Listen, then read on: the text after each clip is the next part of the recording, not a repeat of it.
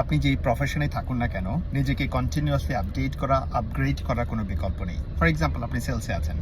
সেলসে কাজ করতে গেলে বা সফল হতে গেলে আপনার সেলিং স্কিলসটা জানতে হবে। পাশাপাশি আপনাকে কমিউনিকেশনটা ইমপ্রুভ করতে হবে, আপনার প্রেজেন্টেশন, আপনার পার্সোনালিটি ডেভেলপমেন্ট, আপনার কিছু বেসিক এটিকেট আপনার ভিতরে ডেভেলপ করতে হবে এবং সর্বোপরি একটা positive mindset, growth oriented mindset আপনাকে ডেভেলপ করতে হবে। অর এলস আপনি যে কোনো একটা টার্গেট দেখলে ভরকে যাবেন। আপনি নতুন একটা ক্লায়েন্টকে বা ডিফিকাল্ট কাস্টমারকে হ্যান্ডেল করতে গেলে ভরকে যাবেন।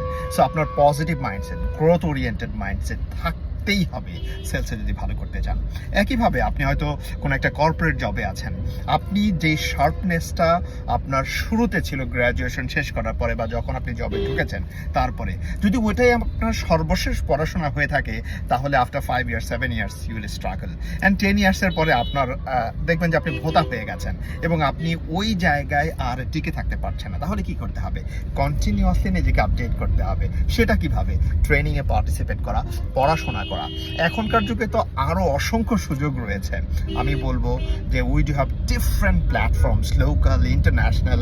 কোনো একটা প্ল্যাটফর্ম থেকে কোনো একটা কোর্স পারচেজ করে সেইটা আপনি শেষ করুন, একটা সার্টিফিকেশন অ্যাচিভ করুন এবং নিজের নলেজটাকে বাড়ান। দেখবেন যে আপনার ক্যারিয়ারেও আপনি আরও উপরের দিকে যাচ্ছেন।